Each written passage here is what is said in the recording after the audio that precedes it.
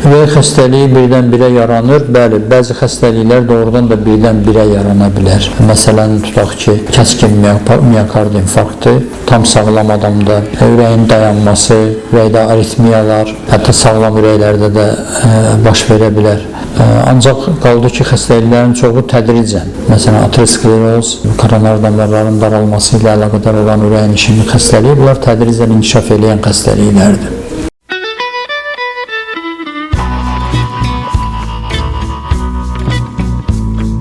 Yüksək təzyiq səssiz qatildir deyirlər. Bu faktı həkimlər necə açıqlayır? Ürək-damar sisteminin xəstəliklərinin risk faktorları var ki, bu xəstəliyin əmələ gəlməsində iştirak edir. Onlardan idarə olunmayanları var və idarə olunanları var. Yəni, dəyişilən risk faktorları. Onlardan birincisi və əsası arterial hipertoniyadır. Arterial hipertoniyanı vaxtında düzgün müalicə eləmək ürək riskin xeyli azaldır. Əgər xəstədə bir neçə risk varsa, arterial təzyiq, xolesterol, siqaret çəkilməsi bu ürək xəstəliyinin tezləşməsinə səbəb olur.